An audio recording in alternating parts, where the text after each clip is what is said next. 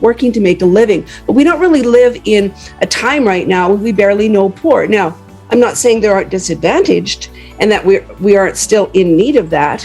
There's just different motivators for people.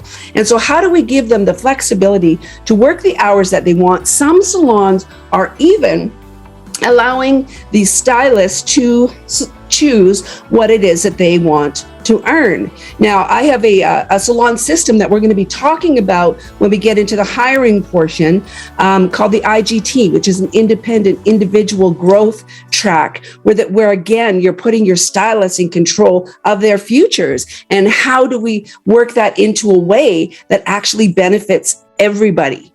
Because it has to benefit everybody. So we're going to, so the flexibility definitely is the ruler here. Cultural trend number 2 is connection. Now, when the employees feel a strong connection to the teams and the leaders, they are 30 times more likely to do great work, 3 times more likely to stay with the organization, and 96 less likely to burn out. Now, that is a huge conversation right now, is stylists and owners in particular feeling this burnout, this exhaustion. They're just like, it's been way too much. And so when we think about connection to the team and to leaders, you want to think about it in a kind of connection where they feel like they're part of something bigger, that somebody's got their back. You know, that expression, you can't be going forward if you're worried about somebody putting a knife in your back. And so when you have the kind of leadership and you can cultivate the kind of salon where everybody is going in the same direction, a lot of this is going to tie into the conversations that I've been having all month long at the ICANN Academy in regards to setting out your personal values, your community values, and your cultural values, your global values, your bigger picture, and start working at sort of connecting all these into initiatives where people are working together towards the same thing. Now, how do you create that kind of bonding? There's a ton of different strategies that you can use when you're doing that. Set up situations where you're actually connecting them with team initiatives, like doing things at the homeless shelter, or a food outreach, or a drive to clean up the lake. You know, like we have that happen in Sylvan Lake here, where just out of the blue, we saw this group of people that were reported down at the beach, cleaning up the beach. I got to tell you, you start doing those kinds of initiatives, you are really, really getting heard in your community and starting to attract to your salon the people that you want to have, because that's what this is all about: attracting, connecting, and retaining both your clients as well as your staff. And if you can kind of always keep that bigger rounded picture in your eye. So when we talk about connecting with our stylists and with the people that we work with, I'm not talking about having a barbecue on Sundays. I'm talking about having a real true connection with people, that where we want to like them and we want to be with them, that we understand each other better. Empathy is the new currency right now. People want to be seen and they want to be understood. So if we know these things already, some of the exercises that you can do. I remember being in our office one time, and that we went around the office. They handed out, everyone had a sheet of paper with their name on it, and they passed it around. I know it sounds so hokey, but they passed it around the entire staff, and everybody, even if they didn't know you well, because the organization was bigger, wrote something on there that was nice about that person. And when you get that sheet of paper back, because we're so hard on ourselves, you get that sheet of paper back and you look around at the people who said these amazing things about you. Come on. I carried it in my wallet until I finally lost it. I probably had it in my wallet for 10 years. I had that in my wallet, I bet you. And so when you start doing things like this, these are very bonding type of exercises.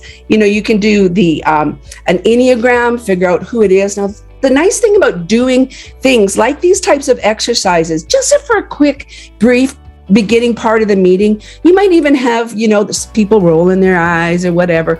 But even the most jaded, you're going to find likes that. They're going to go, oh, that was kind of okay. And it was interesting. And it brings a different kind of connection and a different kind of flavor. If you can get the vibe, because you hear so much about that. When I did a little questionnaire out there, it was the number one reason you left the salon. Vibe of the salon and toxic salon came up way too often when you talk to stylists, why they left and why they stayed.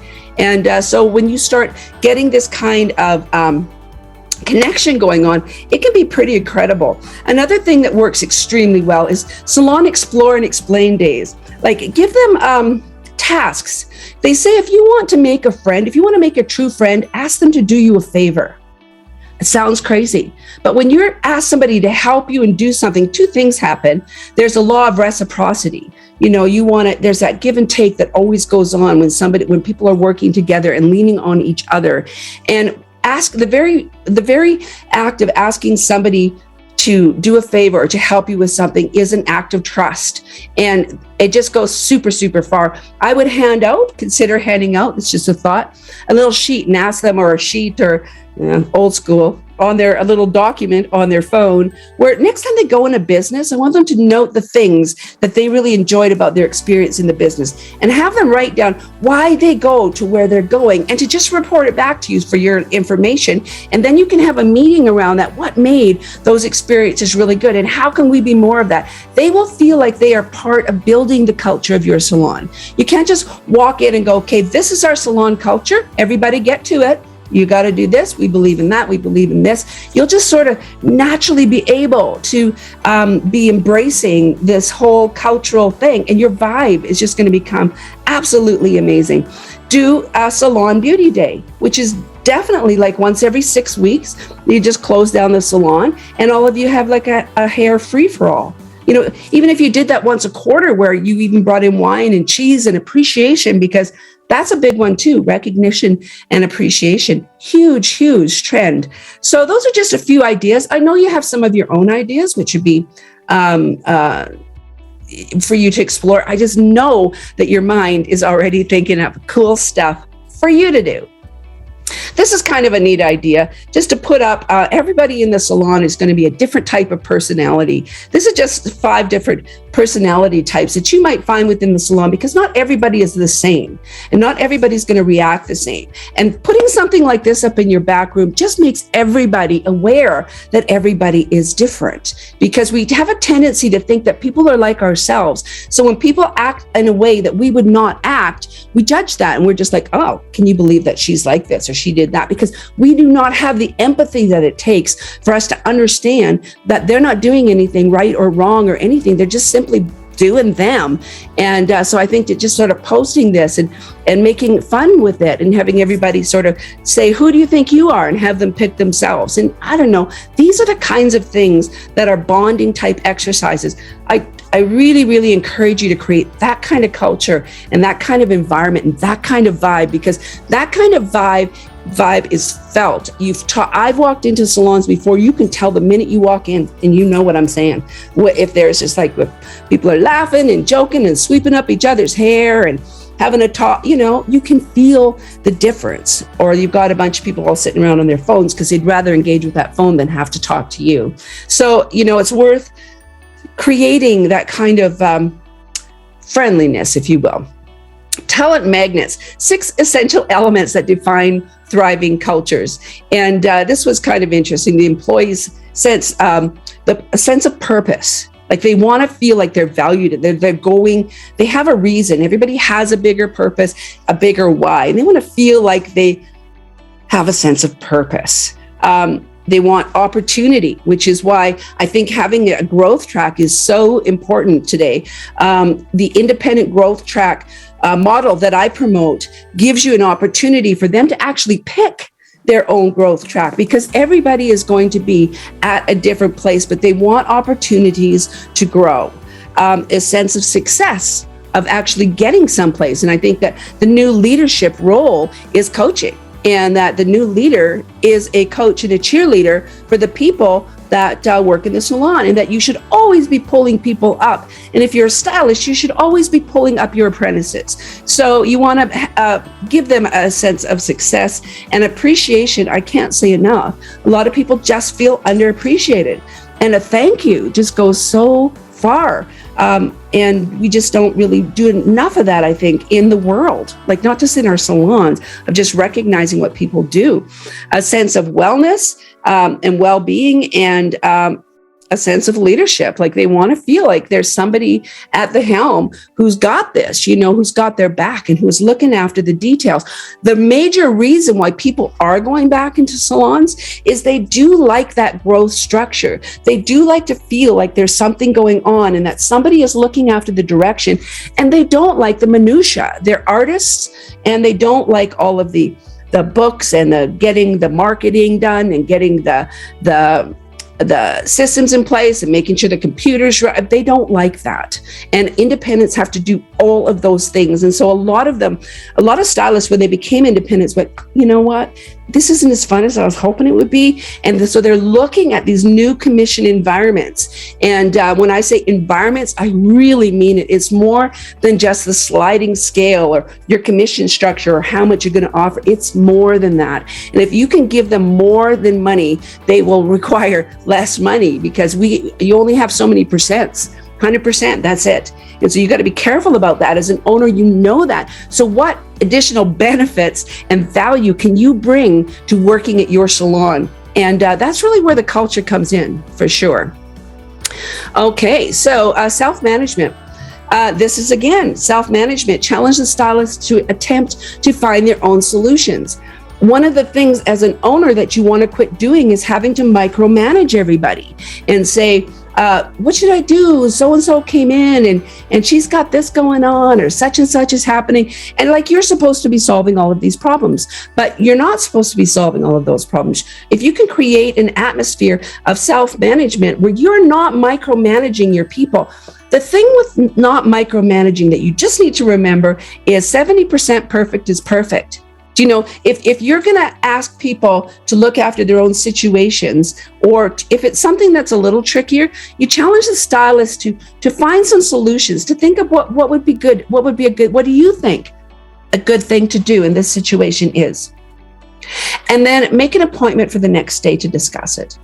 You will find that by the next day, that person, the stylist, whoever, has had an opportunity to kind of go, okay, well, what could I do? And then when they bring the solution to you, if you don't like it, don't say you don't like it, tweak it maybe. Go, well, did you think about this? And just get used to asking more questions and making less statements. This is a tricky one for me, because we do figure we've got it figured out, but all our opinion is one different perspective. So definitely self-management. Trend number 4 is personal recognition. People will rise to what you expect of them. So if you're just like, if you think about kids and you say, you'll never amount to anything. You'll never amount to anything. You'll never amount to anything. That kid is never going to amount to anything. They will rise to whatever you think. You look at kids who are told, you can do anything. You can do anything. You can be anybody who you want to be. You get to do anything that you want. They will rise to that. Oh, you got this. One thing I really like about you, little Johnny, is that you're so kind to everybody. You will have a kind kid. And so I think that when you look at recognition and expectation, you just want to make sure that you are definitely looking after making sure that you notice when they do stuff. Recognition to create peak experiences, powerful outcomes. Salons, you integrate that into your work culture. You could even do something like recognition in the form of even points. Do you know what I mean? And different people are definitely going to respond a little bit differently to recognition. I don't necessarily, if you're somebody who doesn't require somebody to come along and go, hey, good job on you, good on you, love the way you're doing that. If you don't need that kind of assurance, you might find a lot of recognition condescending if it's all the time, or disingenuous. But that doesn't mean that you need to, that other people are like that. And so a lot of people don't feel recognized or appreciated is a huge thing, like in the world of people. So you want to necessarily be looking for the right things that are getting done and commenting on it and pointing it out or rewarding it in some way, whether that's monetarily or just a day off or some extra stuff. Trend number 5 is technology. technology has an exploding role, and it's not going anywhere. There's no more ducking behind it. For those, I still know salons who have a till, who are just, writing hand things on the book and then just checking it out in a till. And it's okay, I guess, to each their own. But if you're not moving along with this, we went through this mountain, this huge growth in technology and just everything. And there's no coming back. That's where we live now. We got grandmamas out there who are just like booking their online appointments and, doing all the ordering online, and they're totally into it because that's just where we are right now. So you want to take and have some fun with your tech. Not just, it should be really efficient and it should be easy to use, but let's bring it into it. Right now, the salon journey is being replaced by the salon experience. So, when we start bringing all these things together, how do you make that salon experience for me be better? And it's not about, hi, hello, knowing my name and walking me through. And that's the customer journey, and being polite and doing the conversation, when you've got a sense of protocols. And I'm telling you that the salon journey, which I was just teaching last year, is now got to evolve into the salon experience, which is completely different. What do they even want to experience? So I think being checked in with an iPad, I think maybe considering, for years, I've been saying, just push your desk right to the wall and do everything right interacting, so that when I'm talking to my clients, I am literally talking to them in front and checking them out here or checking them out at my station. And I know that's becoming more popular now. When I first talking about it, it just seemed weird. So everything like a paperless consult. Use your Pinterest, have your own Pinterest page, and have people upload your own work to your Pinterest page, so that when they're coming in, your clients are coming in, you're not having to flip through unrealistic stuff that they just found that were filtered. And if you have your own page, then it makes it super, super easy to just spin through there and go, oh, well, what do you like about that? What don't you like about that? Because the olden day where you go, where they have the paper and you go, you got this kind of hair, what do you use at home, what do you do? That's kind of boring. Now it's very, very interactive. Make your check-in and your consult and your everything very, very woven together with technology, because we all know how to use it. We just need to kind of learn how to use what we've got a little bit better. So yeah, add fun to your tech. And make sure that your staff is all really familiarized with tech as well.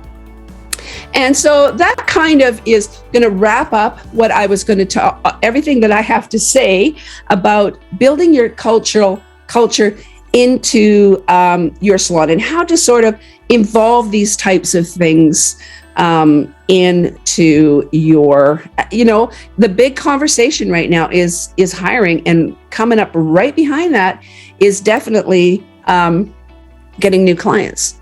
So if you want to start attracting staff, great stylists to your salon, if you want to start attracting great customers to your salon, you need to start connecting. When you start, and if I have this culture, this tweaked, then you should be able to have really easy conversations and attract people to your salon.